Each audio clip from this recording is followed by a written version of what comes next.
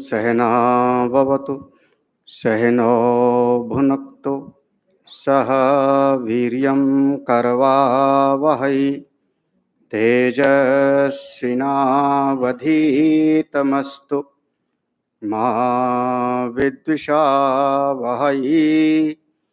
ओम शांति शांति शांति। ओम पार्थाय प्रतिबोधितां भगवतां नारायणेन स्वयं व्यासेन ग्रथितां पुराणमुनिना मध्ये महाभारतम् अद्वैतामृतवर्षिणीं भगवतीम् अष्टादशाध्यायिनीम् अम्ब त्वामनुसन्दधामि भगवत् गीते भवद्वेषिणीम्।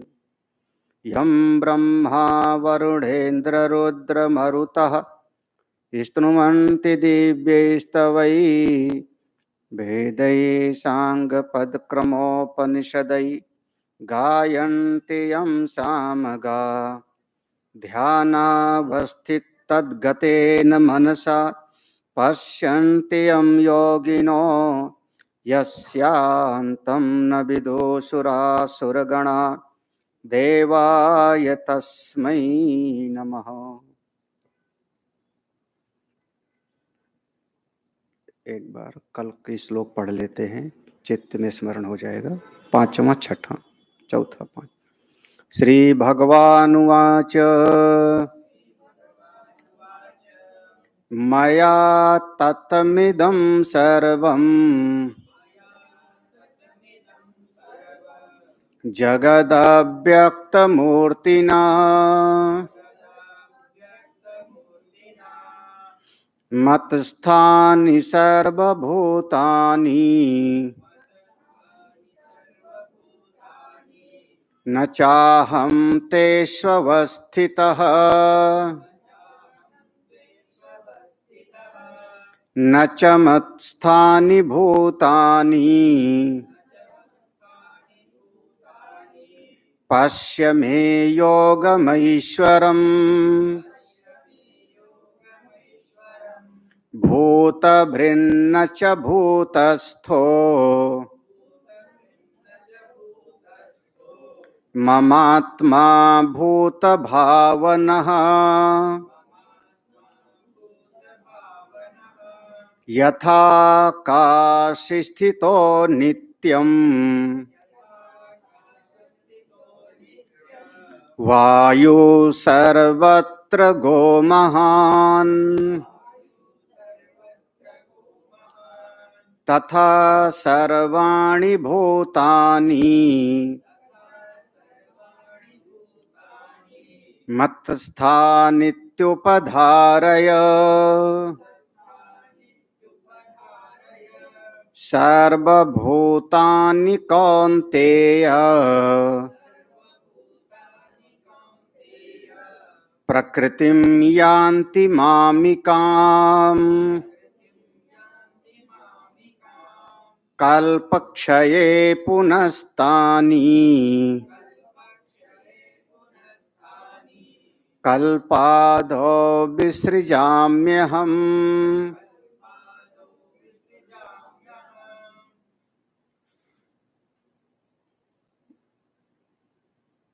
परमपिता परमेश्वर की बहुत बड़ी अनुकंपा कृपा,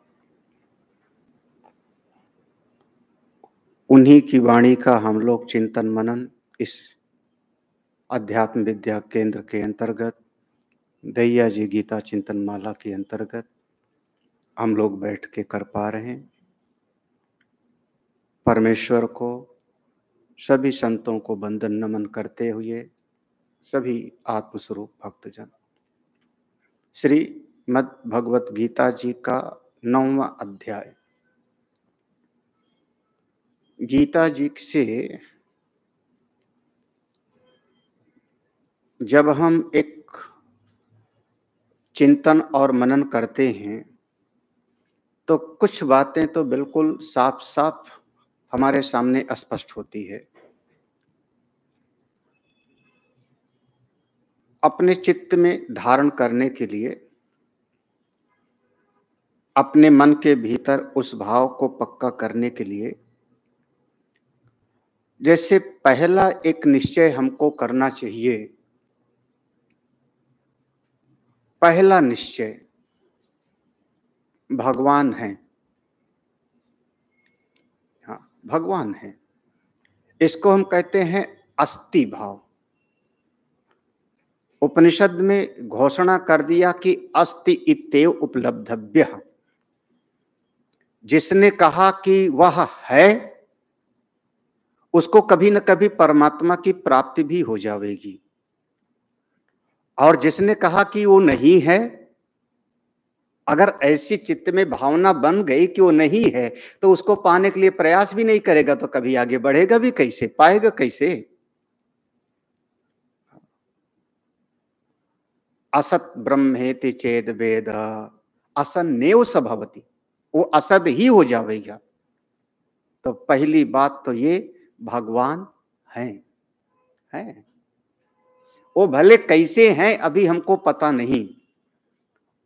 वो कृष्ण बन के हैं कि राम जी बन के हैं, शिव जी बन के हैं या नारायण जी बन के हैं, ये हमको नहीं पता।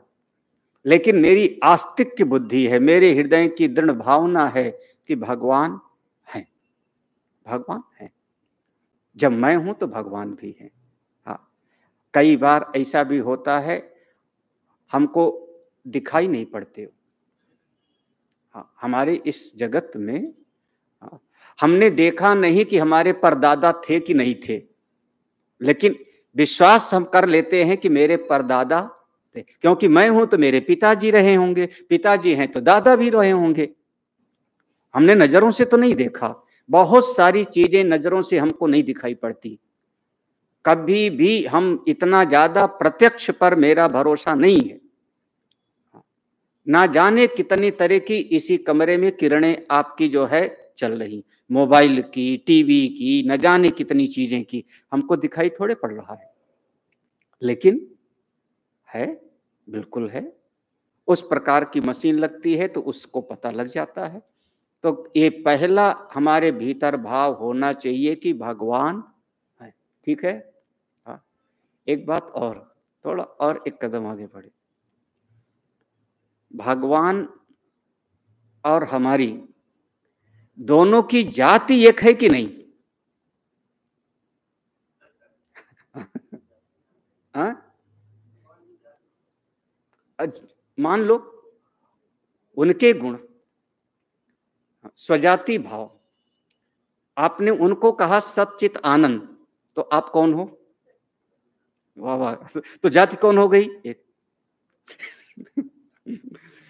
उनके पास भी ज्ञान है, मेरे पास भी ज्ञान है,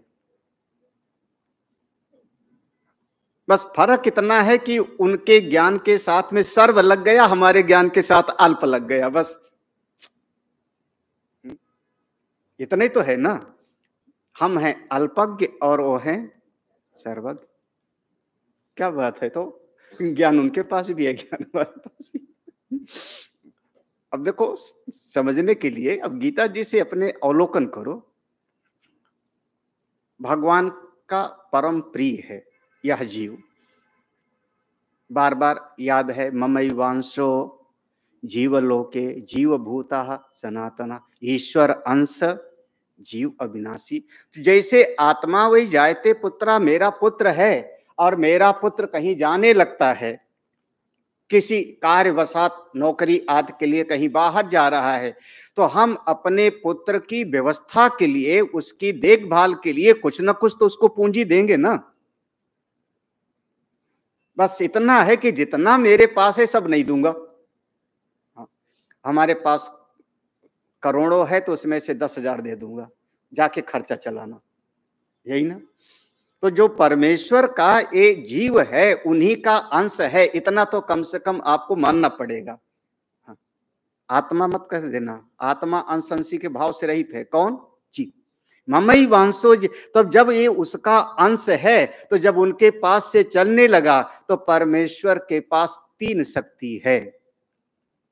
3 शक्ति। उसी 3 शक्तियों में से थोड़ी थोड़ी निकाल करके जीव को दे दिया। कौन सी?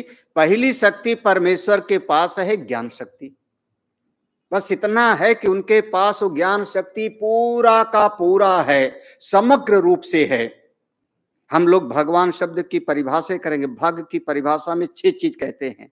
ऐश्वर्य समग्रस्य धर्मस्य यशसाश्रिया ज्ञान वैराग्य शैव षड नाम भग इतीर्ण। जिनके पास पूरा का पूरा ज्ञान है, भगवान ने अपनी उसी ज्ञान शक्ति में से थोड़ी सी ज्ञान शक्ति निकाली और जीव को भी दे, जाओ काम करना अपना। ठीक है, उसके पास पूरा है, हमारे पास थोड़ा सा। हाँ, कुछ ना कुछ तो ये मेरी किताब है, जानता हूं, ये सामने माइक रखा है तो मैं जान ही रहा हूं, तो ज्ञान शक्ति तो है। दूसरी शक्ति परमात्मा के पास में है पूरा का पूरा क्रिया शक्ति। कर्तुम शक्यम अकर्तुम शक्यम अन्यथा व कर्तुम शक्यम, ये जीव के लिए भी कहा जाता है और ईश्वर के लिए भी, दोनों के लिए। कर्तुम शक्यम अकर्तुम शक्यम, चाहे तो करे, चाहे तो ना करे, चाहे तो विपरीत करे। परमेश्वर के पास में क्रिया शक्ति पूरा का पूरा है, कुछ भी कर सकते हैं। अरे वो तो गोवर्धन उठा लिए। हाँ, चलो कन्हई का एक दृष्टांत लेते। संतों के मुख से दिया हुआ श्राप है कि यदुकुल का नाश हो जाएगा इस मूसल से, है बिल्कुल, इस मूसल से पूरा यदुकुल नष्ट हो जाएगा। उसके बाद भी भगवान ने 2 लोगों को उस श्राप से बचा लिया। एक उद्धव को भगवान ने कह दिया यहां से तुम बद्रिका आश्रम चले जाओ, अब द्वारका 7वें दिन डूब जाएगी। उद्धव की मृत्यु नहीं बताई। और दूसरे भगवान के ही कुल में एक वज्रनाभ बच गए, जिनको बाद में मथुरा का राज्य दिया गया। तो भगवान चाहे तो कुछ भी कर सकते हैं ना। भगवान चाहते हैं तो अपने गुरु के मरे हुए पुत्र को ला दिए। भगवान ने अपने पिता नंद बाबा, जिनको वरुण के यहां बांध करके ले गए थे, एक तरीके से नदी में डूब गए थे कहना, भगवान ने उनको छुड़ा लिया। हाँ, भगवान के पास क्रिया शक्ति पूरा का पूरा है। जब जीव अलग हुआ तो भगवान ने वही क्रिया शक्ति थोड़ी सी हमको भी दे दिया। लेकिन बस वही, जैसे पिता पूरा नहीं देता, पूरा देना खतरा है। हाँ, पूरा देना खतरा है, ये खतरा हमने झेला है। आप लोग अपने बच्चों के समझ लो, हम अपने शिष्यों से कह सकते हाँ, पूरा दोगे तो झेलोगे, पूरा नहीं, थोड़ा सा क्रिया शक्ति दे दिया, है ना। 2 हम भी करते हैं। तीसरी शक्ति, भगवान के पास प्रेम शक्ति, भाव शक्ति पूरा का पूरा है, सबसे प्रेम करते हैं। सब मम प्रिय मम उपजाए। हाँ, भगवान ने तो कहा ना कि सबके भीतर, इस भीतर हृदय में, पेट में बैठ करके वैश्वानर अग्नि बन करके जो 4 प्रकार का भोजन खाता हो, वो सबको पचाने वाला तो मैं ही हूं। चाहे पशु हो, चाहे मनुष्य हो, चाहे बालक हो, सबके भीतर वैश्वानर बन के कौन बैठा है? अहम अहम वैश्वानरो भूत्वा। तो भगवान सबसे प्रेम करते, पूरा का पूरा है। भगवान ने प्रेम शक्ति हमको भी दे दिया, जीव को भी, लेकिन बस थोड़ी सी दिया, ज्यादा नहीं दिया। हम भी प्रेम करते हैं अपनों को, सबसे नहीं करेंगे, अपनों को करेंगे। अब हमारे पास भी तीनों शक्ति है, जीव के पास, ईश्वर के पास भी तीनों शक्ति है। फर्क कितना हुआ? क्वांटिटी का। क्वालिटी दोनों के एक हैं, क्वांटिटी एक बूंद है, एक समुद्र है, इतना कह लो ना। अगर सीधा सीधा अगर कोई पूछे कि जीव और ईश्वर में क्या भेद है, लक्ष्मण जी ने पूछा है रामायण में, ईश्वर जीव भेद प्रभु सकल कहु समुझाई, जाते होई चरण रति शोक मोह भ्रम जाई। ईश्वर और जीव के बीच में क्या भेद है? तो हम स्पष्ट रूप से साफ साफ कह सकते हैं, ईश्वर और जीव हम दोनों का अपनी जाति तो हम वैसे कह दे रहे हैं, लेकिन हमारे दोनों के गुण बिल्कुल एक हैं। हमारा जाति संबंध है, बस मात्रा का फर्क है। नहीं, अच्छा, हमने अपने बेटे को भेज दिया, बेटे का सरनेम और आपका सरनेम एक है कि अलग? हाँ, क्यों एक है? हमारे घर का मेरा बेटा है। हाँ, हम बार बार कहते शेर का बेटा शेर है, सिंह का शावक सिंह है, कुत्ते का बच्चा कुत्ता है, यही तो ना। सांप का बच्चा सांप है। तो आप भगवान के पुत्र हो तो आप कौन हो? सब मम प्रिय मम प्रिय। तो आप परमेश्वर के हो। तो जीव और ईश्वर में अगर फर्क है तो केवल मात्रा का। तीन शक्ति उसमें भी है, तीन शक्ति मुझ में भी है। मेरे भीतर अल्प है, उनके भीतर समग्र रूप से है। यही भेद है, बाकी हमारा उनका नाता एक है। तो हम इसका एक नाम दे रहे हैं स्वजाति संबंध। भगवान हैं पहला। अब इतना विस्तार हमारा करने का मन नहीं था, लेकिन आ गई अब बीच में बात, तो है ना। दूसरी बात हो गई कि भगवान और हमारे के बीच में जो गुणों का है, जाति का संबंध एक, ठीक है। तीसरी बात और, भगवान मेरे अपने हैं। बहुत सारे इतने सारे, सब मनुष्य हो। हाँ, भीड़ है सड़क पर चले जाओ तो, लेकिन आप उसी सड़क पर चले जाओ, जरा सा कोई गिर पड़ा हो, अरे अरे कौन गिर गया, अपने आप चले जाओगे। लेकिन पता लगे कि मेरा कोई रिश्तेदार गिरा था, मेरा कोई परिवार का है गिर पड़ा है, आप फिर ऐसे नहीं जा पाओगे, आप वहां रुक जाओगे। आप उठ करके उसको जाके सहायता दोगे, अस्पताल पहुंचाओगे। क्यों? क्योंकि वो मेरा अपना है। हम अगर किसी के सुख से सुखी होते हैं, किसी के दुख से दुखी होते हैं, तो उसके साथ अपनापन होता है। तो अगर अपनापन नहीं है तो आप उसके सुख से सुखी नहीं होंगे, दुख से दुखी नहीं होंगे। हाँ,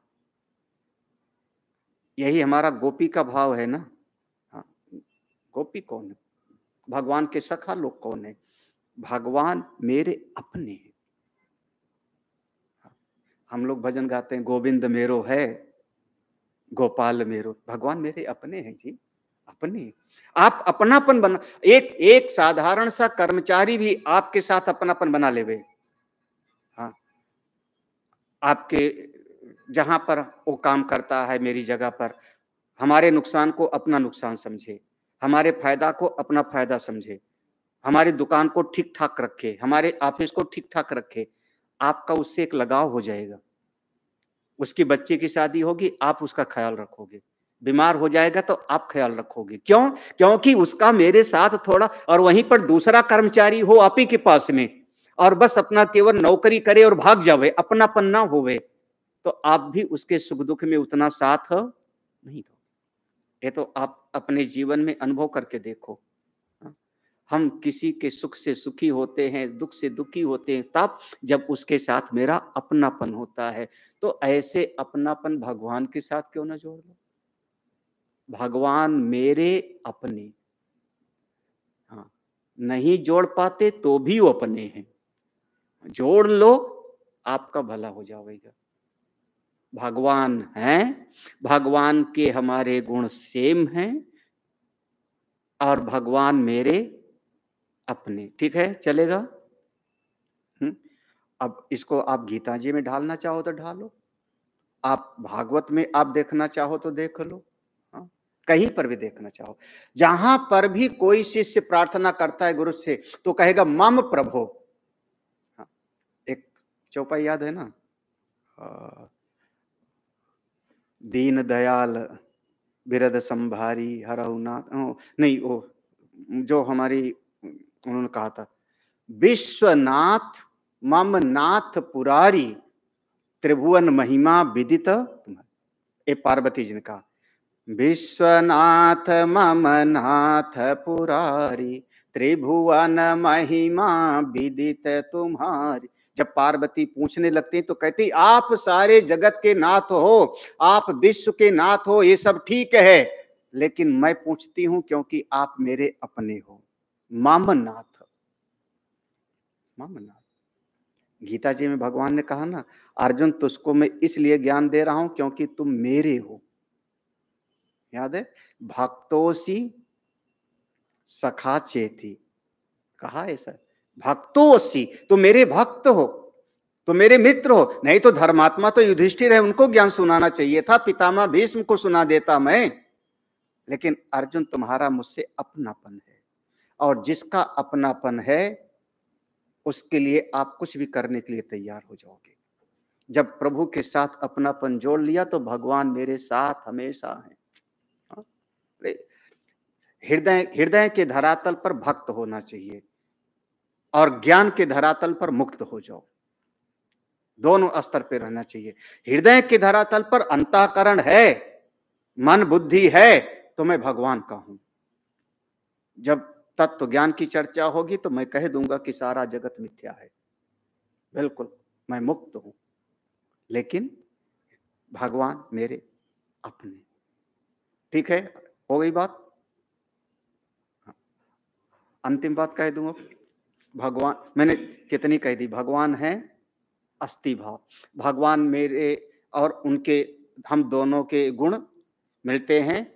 हमारी जाति एक ही है, वो भी सच्चिदानंद, हम भी सच्चिदानंद, हमारे भीतर भी वही शक्ति, उनके भीतर भी, थोड़ा मात्रा का बहुत बड़ा फर्क है।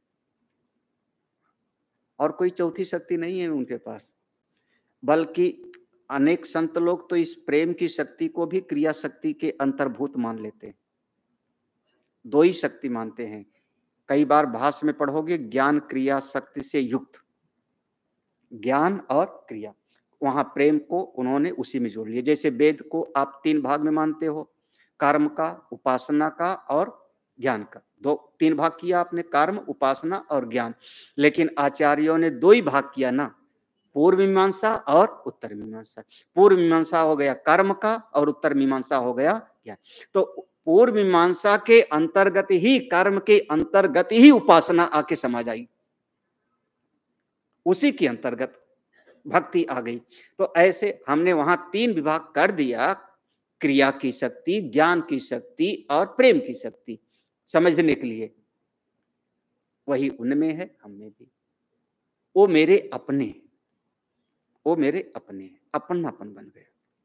अंतिम बात कह दो फिर देखो, हाँ, अब ये चीज हम लोग बाहर जल्दी बोलने में संकोच होगा, यहाँ आप लोग बहुत सुलझे हुए, सब बुद्धिमान लोग हो, और लगभग यूट्यूब पे जितने सुन रहे हैं सब बुद्धिमान ही लोग हैं, बहुत सत्संग सुन चुके हैं, तो इसलिए कह सकते हमको भगवान से भी कुछ नहीं चाहिए।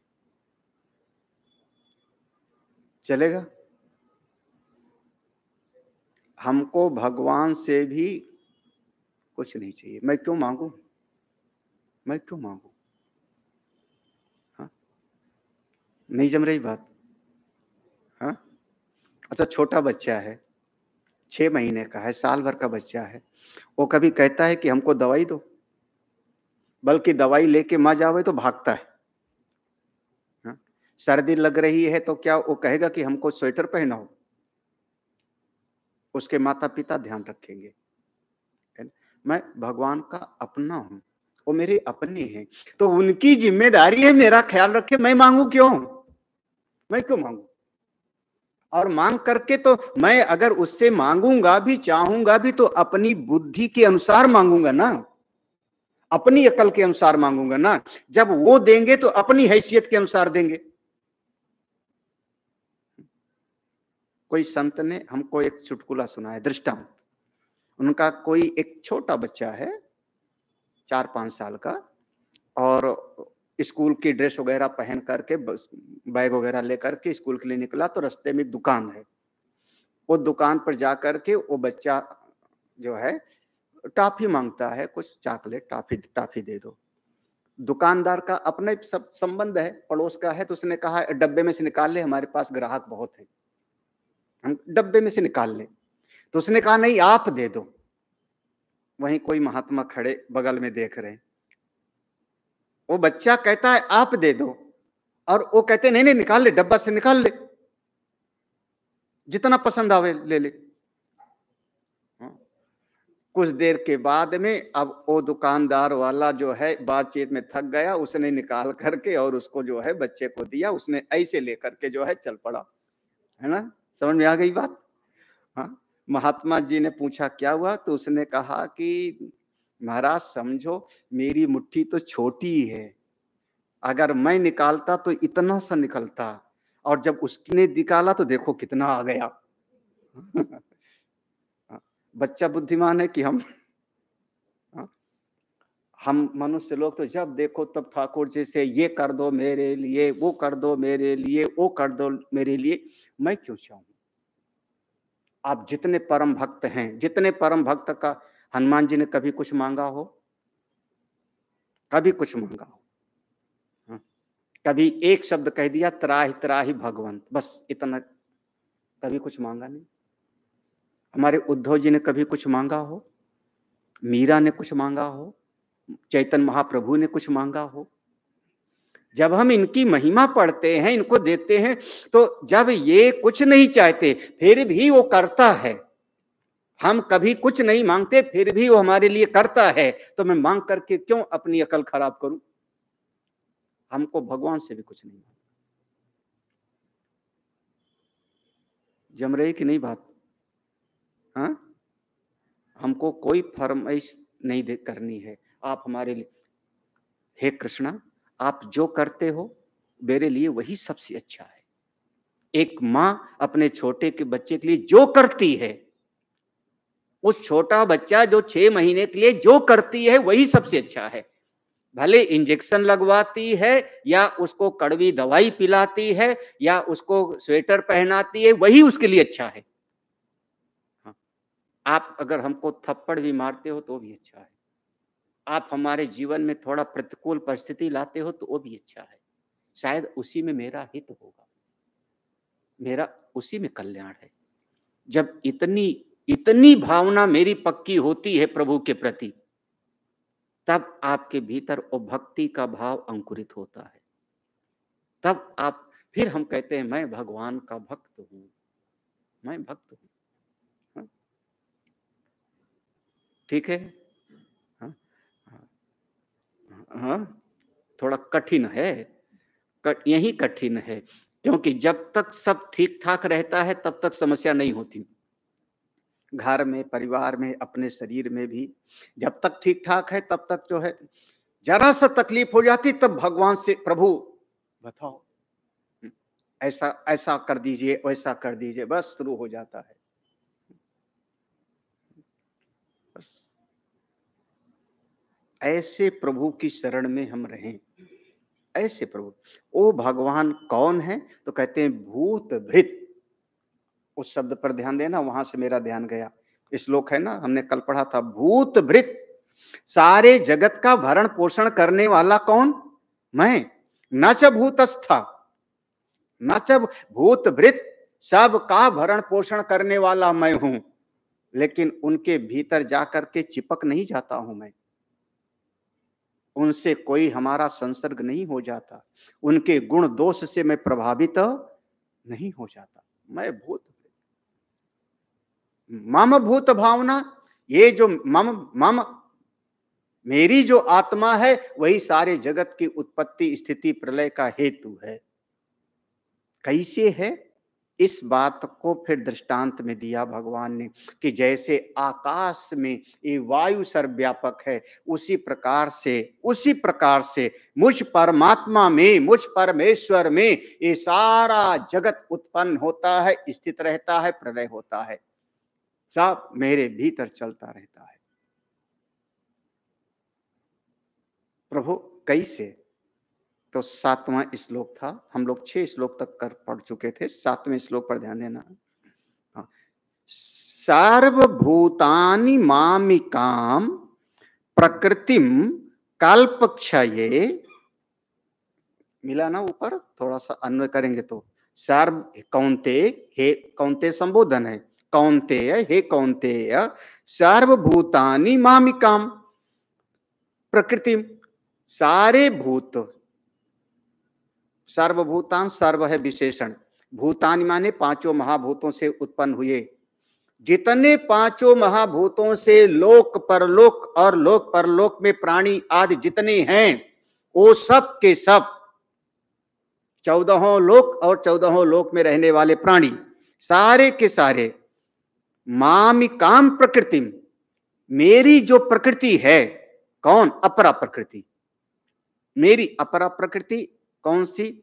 अष्टधा प्रकृति, मेरी जो 8 वाली प्रकृति है, 5 महाभूत और मन, बुद्धि, अहंकार, व्यष्टि मन, समष्टि मन और अव्यक्त, मेरी उस प्रकृति में कालपक्षये, कालपक्षये यान्ति, यान्ति शब्द है ना ऊपर पंक्ति में, कालपक्षय, जब इस कल्प का समापन होता है, कल्प पूरा हो जाता है, तो उस कल्प के अंत में यान्ति माने चले जाना, यान्ति चले जाना, सब मुझ में आके समा जाते हैं। जैसे हम कह सकते हैं सारा नाम रूप मिट्टी में जाके समा जाता है, पृथ्वी जल में समा गई, ऐसे मैं वो परमत सत्ता हूं, मुझ में सार्वभूतानि, सारे प्राणी मेरी अपरा प्रकृति के अंतर्गत जब इस कल्प का समाप्त होता है तो उसमें आके समा जाते हैं। कल्प, कल्प माने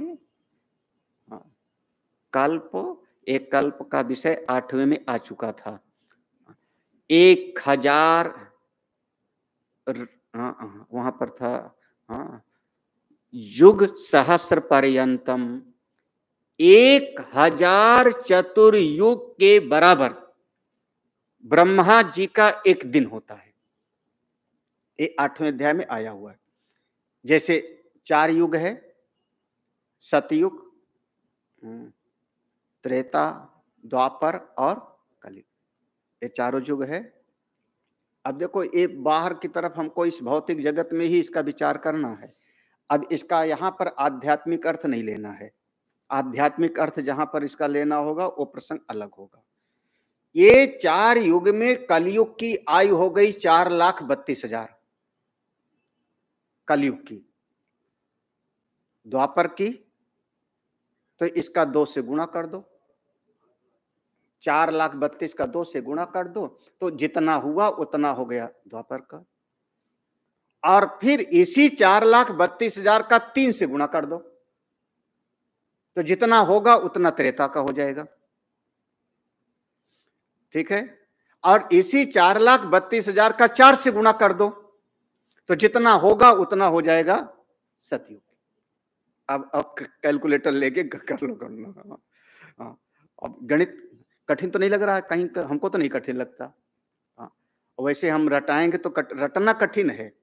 4,32,000 इतना साल मनुष्य के जो साल है संवत्सर, इससे कलयुग की हम मानते हैं, और कलयुग की आयु से दूना द्वापर, उससे फिर और ज्यादा बढ़ गया तो त्रेता, फिर सतयुग, और चारों युग को मिला के हम कहेंगे एक चतुर्युग। एक चतुर्युग, जब ऐसे एक चतुर्युग पूरा हो गया फिर से सतयुग शुरू होगा, फिर से त्रेता, ऐसे 1000 चतुर्युग जब बीत जाएगा तो ब्रह्मा जी का एक दिन। अभी ब्रह्मा जी की दोपहरी चल रही है। आद्य ब्रह्मणा द्वितीय परार्धे श्वेत बरा कल्पे, संकल्प पढ़ते हैं तो ये पढ़ेंगे। हाँ, तो 1000 चतुर्युग के बराबर ब्रह्मा जी का एक दिन। फिर उसके बाद ब्रह्मा जी सो जाएंगे, जैसे हम सो जाते तो ब्रह्मा जी सो गए सबको। अब जब ब्रह्मा जी सोएंगे तो उस समय सारी प्रकृति ब्रह्मा में लीन होगी, यहां अव्यक्त में नहीं, ब्रह्मा में। फिर उस समय क्या होगा, बोले जितना बड़ा ब्रह्मा जी का दिन उतना ही बड़ा अब उनकी रात्रिम युग सहस्र, हाँ, फिर उतनी बड़ी रात। अब एक दिन और रात मिला के जैसे हमारा एक दिन, ऐसे ब्रह्मा जी का एक दिन हुआ। ऐसे ऐसे ब्रह्मा जी की आयु 100 साल है। ठीक है, 100 साल उसी हिसाब से। और जब 100 वर्ष हो जाएगा तो ये वाले ब्रह्मा अपनी गद्दी छोड़ के सब, जब ब्रह्मा ही गए तो सारी सृष्टि, जितनी सृष्टि थी उन्हीं ब्रह्मा ने बनाई थी, सब ब्रह्मा की बनाई सृष्टि, इसलिए हम कहते हैं ब्रह्मांड। तो जब ब्रह्मा की आयु पूरी हो गई तो एक कल्प पूरा हो गया, अब ब्रह्मा समाप्त तो सारी सृष्टि जाके उस अव्यक्त में, उस अपरा प्रकृति में लीन हो जाएगी। क्या हुआ? कुछ ज्यादा ज्यादा ही लगा क्या? हाँ महाराज, ये तो गिनती करते करते हम थक जाएंगे। हाँ अच्छा, जब उसके बाद फिर जब परमेश्वर देखेंगे सारे प्राणी, जो जीव हैं वो जीव नष्ट नहीं हो गए, बल्कि वो जीव बीज अवस्था में जाकर के वहां पड़े हैं, अव्यक्त में, उस प्रकृति में, और उनके कर्मों का फल है, उनके कर्मों का फल भोगना है। तो वो परमेश्वर जब फिर देखेंगे, नहीं इनके सब के जीवों के अपने अपने कर्म फल मिले, तो वो सारे जीवों के कर्म फल के अनुसार उनको लोक मिले, वो अपना कर्म करें, अपना भोग करें, इसलिए पुनः सृष्टि की रचना करेंगे, तब फिर से एक ब्रह्मा पैदा होंगे उनसे। कल्पादौ, देखो कल्पादौ अहम विसृजामी, विसृजामी माने विशेष रूप से सृजामी, बी यहाँ उपसर्ग है, बी माने विशेष रूप से, सृजामी माने फिर बनाता हूं। तो जब फिर से ब्रह्मा बनेंगे, फिर से वही समझ लो, याद कर लो क्या कि भगवान की नाभि से कमल का फूल निकलेगा, उस पर ब्रह्मा प्रकट हो जाएंगे, और फिर ब्रह्मा तप करेंगे, भगवान आज्ञा देंगे सृष्टि को तुम बनाओ।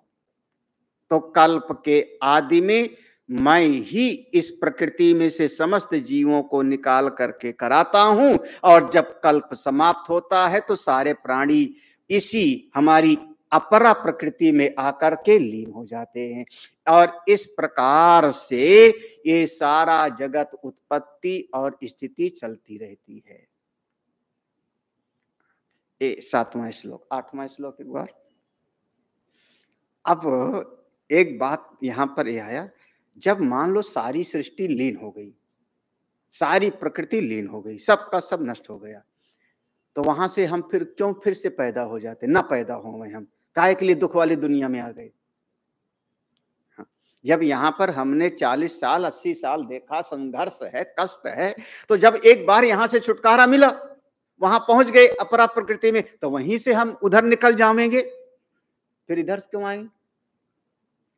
वहीं से मुक्त हो जाएंगे, या वहीं से हम जो है हम दोबारा यहां पैदा ही नहीं होना चाहते, क्यों आ जाते? हाँ एक जैसे अच्छा कोई आदमी सोच ले, ये नासमझी की बात है, नासमझी का, वो क्या सोचता है कि इस शरीर को मार दें तो दुख हमारा खत्म। जीवन में कुछ ऐसी घटनाएं हैं जो सह नहीं पा रहा हूं तो आत्महत्या कर लेते हैं। अरे तूने शरीर को मारा, केवल शरीर को मारा, तू थोड़े मरा है। शरीर को मार दिया तूने, चलो आग लगा लिया, फांसी लगा लिया, लेकिन तू तो वही है, और तू फिर से पैदा होगा, और जब फिर से पैदा होगा तो ना जाने कौन सी योनि में जाएगा, और ना जाने कितने इससे ज्यादा भयंकर तुझको कष्ट झेलना, ना जाने कितना भयंकर। तो वो क्यों भूल जाता है? क्यों क्यों? क्योंकि जीव परवश है, परवश जीव स्वभस भगवंत। आप अपने मालिक स्वयं ही नहीं हो। कौन है? अच्छा, टीवी अपना मालिक स्वयं है? घर में टीवी रखा है। हाँ, हम तो ये दृष्टांत हमको इतना अच्छा लगता है, हमने कई बार सुना है। घर में मान लो अब तो सबके कमरे में अलग अलग टीवी है, एक ही टीवी हो, ड्राइंग रूम में लगा हुआ है, एक ही टीवी है, और उसके 6 रिमोट दे दिया जाए सबके हाथ में, दादी जी के हाथ में भी, बेटा भी, बहू भी, पोते पोतियां भी, सबके हाथ में रिमोट हो गए। टीवी 1, रिमोट 6, हाँ हंगामा हो जाएगा। अब आप तो कहोगे यूट्यूब लगाओ, इसमें जो है हम सत्संग सुनेंगे, हाँ प्रेमपुरी आश्रम लगाओ, सत्संग सुनना है हमको, तब तक वो जो हमारी बहू आएगी वो कहेगी अच्छा घर घर की कहानी कोई और सीरियल देखना है। तीसरा आवेगा कहेगा चुप रहो हमको न्यूज देखना, शेयर मार्केट घटा कि बढ़ा, हाँ? घर को हम कमा के चलाते हैं। बच्चा आएगा कहेगा हमको कौन सा सिंचैन या पोगो देखना है। हाँ? सब अपना अपना बटन दबाते रहेंगे। टीवी की क्या हालत होगी? हाँ? वो टीवी अपनी मर्जी का मालिक है? हाँ? परबस हो गए। कहीं ऐसा तो नहीं लगता कि हम लोग वो टीवी के जैसे हैं? हाँ? हमारे घर में जितने लोग हैं, रिश्तेदार, पड़ोसी, हर आदमी के हाथ में रिमोट है और वो हमको चलाना चाहता है। हाँ, किसी को देख के आप जरा सा उसको मुस्कुराओ मत, किसी को देख के उससे हाल चाल ना पूछो। देखो हर आदमी क्या चाह रहा है, हमारे आपने हमारे लिए ये नहीं किया, आपने हमारा ये कहना नहीं सुना, आपने हमसे ये बात नहीं किया, इसका मतलब हर आदमी आपको, समझ में आ रहा है ना? आप एक प्राणी, एक जीव, आपसे अपेक्षा करने वाले इतने सारे लोग, बेचारा जीव इस हालत में है और फिर से पैदा होंगे तो और भी दुर्गति में जावेगा ना। क्यों इस शरीर को मारे कोई? अगला वाला श्लोक वही कह रहा है कि आप स्वतंत्र ही नहीं हो। स्वतंत्र कौन होगा? जो तत्ववेत्ता हो जाएगा, तत्व ज्ञानी हो जाए इस दुनिया में। अब कोई कह दे अच्छा क्या भारतवर्ष में, वास्तव में आप भारतवर्ष में हो, स्वतंत्रता हमको मिल गई, आजादी मिल गई, क्या आप सड़क पर चलने के लिए स्वतंत्र हो? जो मर्जी आवे, जैसी मर्जी आवे वैसे चल सकते हो सड़क पर, जैसी मर्जी आवे वैसे आप व्यवहार कर सकते हो समाज में। क्यों? आप कह दो कि मैं तो स्वतंत्र देश का हूं, तो आप संविधान से परतंत्र हो ना, आप हमारे यहाँ के नियम कायदे से परतंत्र हो, आप सामाजिक नियम से परतंत्र हो। समाज की ऐसी मान्यता है, समाज ऐसा मानता है, हमारे देश का कानून ऐसा मानता है, आप स्वतंत्र हो ही नहीं। आप बड़ी बड़ी हिम्मत करो, नहीं मैं तो घर छोड़ करके चला जाता हूं आश्रम, घर में बड़े बंधन हैं, बड़ी परतंत्रता है, जिसको देखो वही अपने हिसाब, हम आश्रम, तो आश्रम में कौन सा जो है आप स्वतंत्र हो जाओगे? आश्रम में जाओगे तो फिर वहां मेरा कानून मानना पड़ेगा। आश्रम में जाओगे तो जो मेरा नियम होगा, जो मैंने नियम अपने आश्रम में बनाया है, वो आपको मानना पड़ेगा। तो आप तो वहां भी पराधीन हो गए ना, और नहीं मानोगे तो हम कहेंगे बड़ा वाला गेट खुला है, जाओ। समझ रही बात? तो जीव, आप जब तक जीव भाव है तब तक आप स्वतंत्र नहीं हो। एक ऐसे समझो, एक परतंत्रता का एक गोल घेरा है, एक परतंत्रता का ये गोल घेरा है, एक परतंत्रता का ये गोल गोल छल्ले हैं, सबका सब।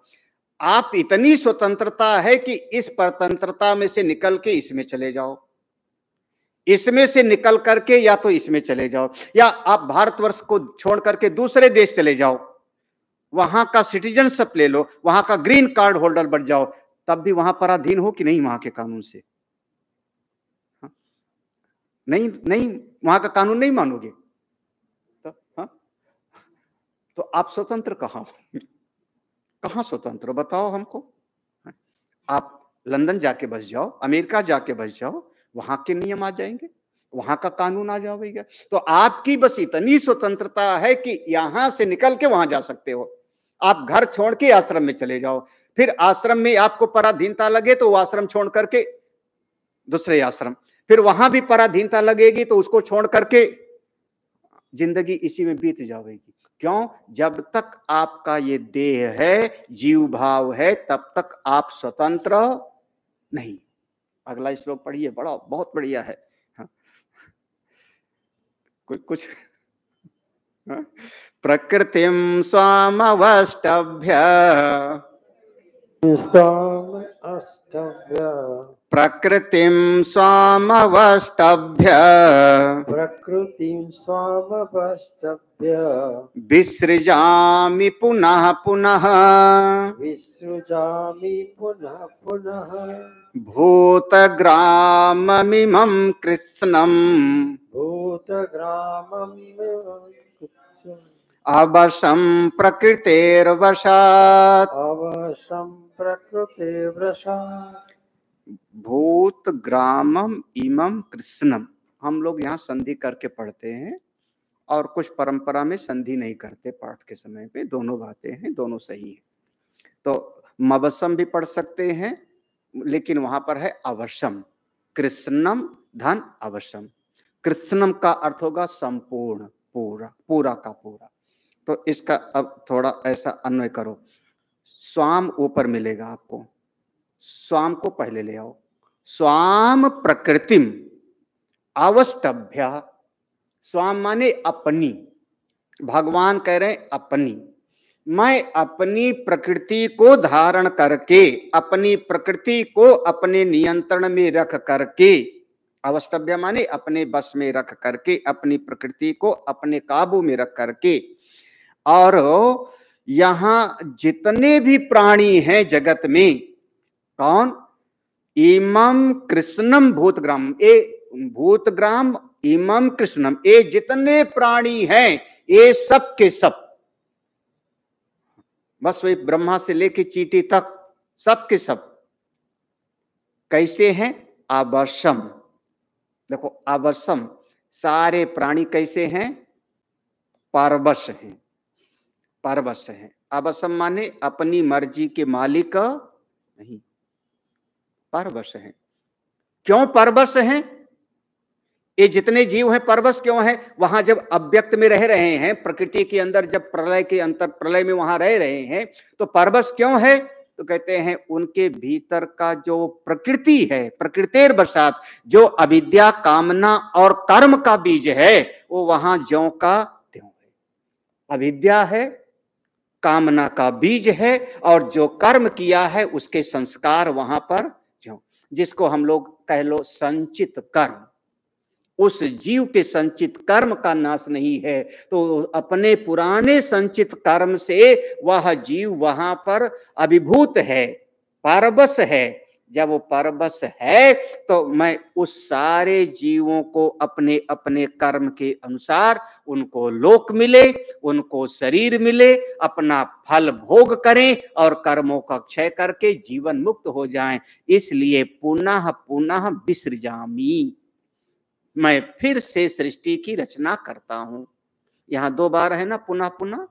तो एक बार हुआ कि वो 7वां श्लोक ने बताया कि वो सृष्टि के प्रलय में जाके चले गए, वहां पे प्रकृति में जाके लीन हो गए।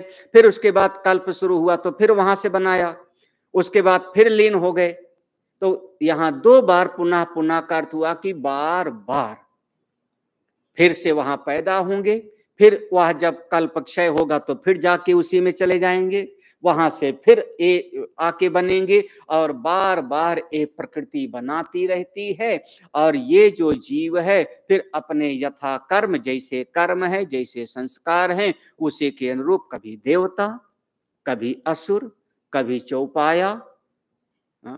हम लोग 2 पांव वाले हैं, हम 2 पांव वाले हैं, कभी 4 पांव वाले। हाँ, अपने श्रुति में कहा उसने फिर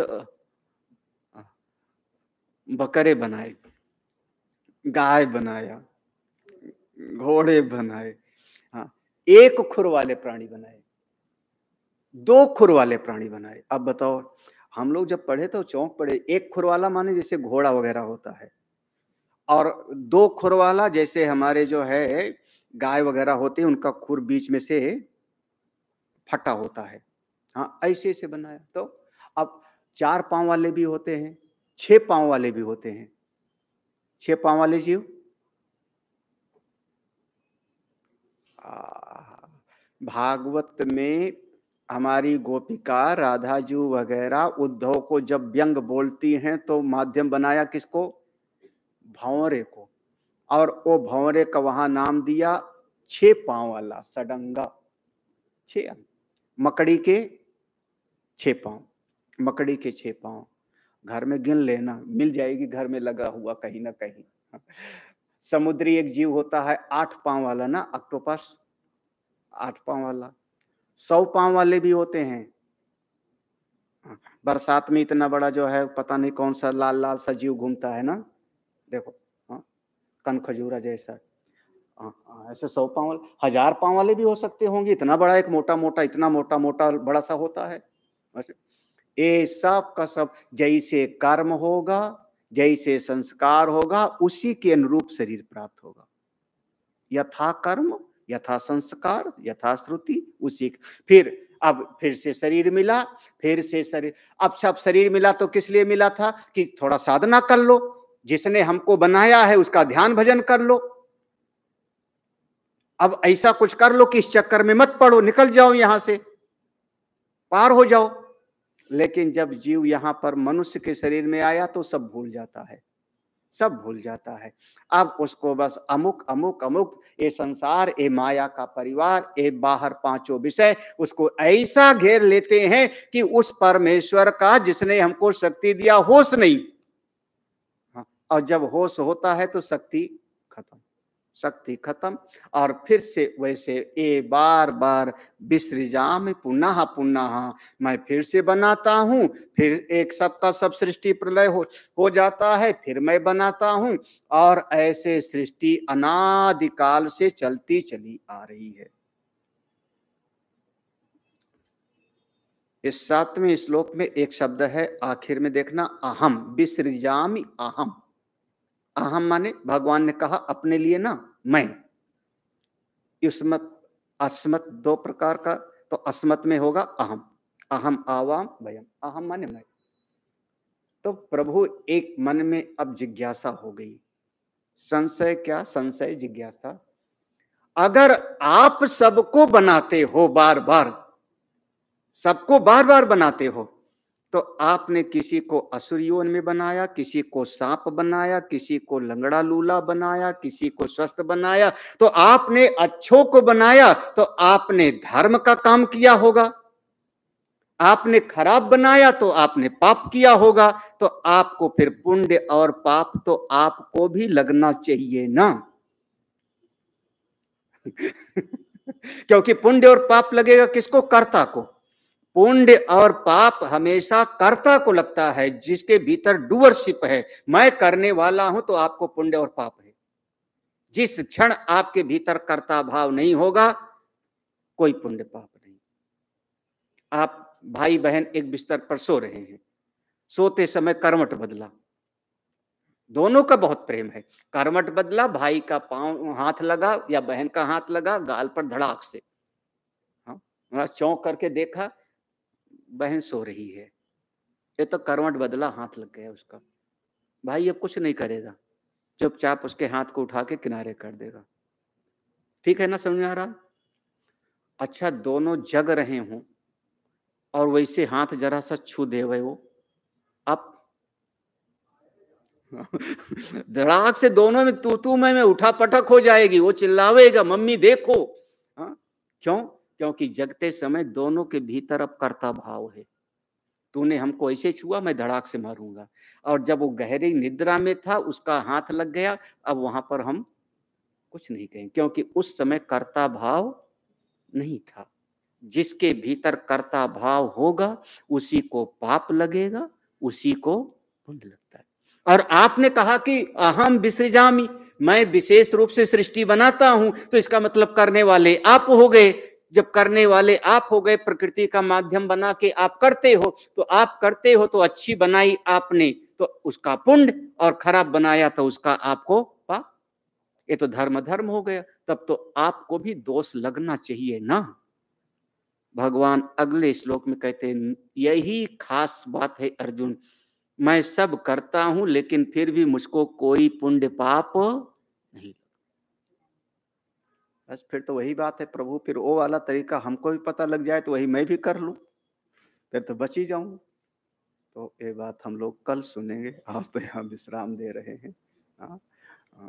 यहाँ पर 9वां श्लोक कल पढ़ते हैं, उसमें इस बात को भगवान ने बताया, मैं पाप पुण्य से बिल्कुल अछूता हूं। क्यों? वहां कहें।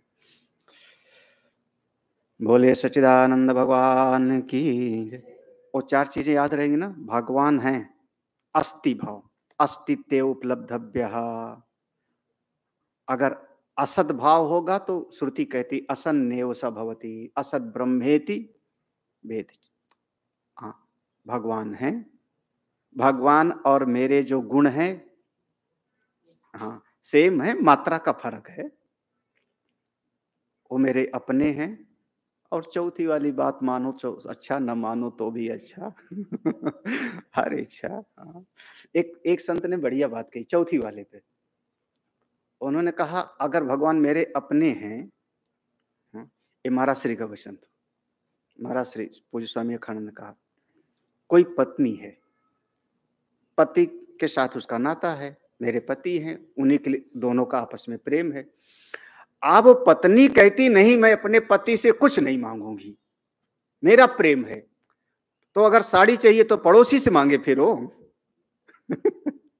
अगर कोई वस्तु चाहे तो पड़ोसी से माँगेगी क्या वो? और पड़ोसी से माँगेगी और पति से ना माँगे तो वहाँ पर थोड़ा-सा दोष हो जाएगा ना। हुँ, ये महाराज श्री कहते थे, अगर नहीं माँगे बगैर रह जाता तो माँग ही लो, चलेगा। हाँ, लेकिन सही बात तो ये है कि मेरे प्रभु हैं तो मैं माँगूँ क्यों? जब वो बिना मेरे माँगे ही इतना कुछ मेरे लिए करते हैं तो बस उद्धार हो जाए। ओम पूर्णमदः पूर्णमिदं पूर्णात् पूर्णमुदच्यते पूर्णस्य पूर्णमादाय पूर्णमेवावशिष्यते। ओम शांति शांति शांति। हरि ओम। श्री गुरुभ्यो नमः। हरि ओम।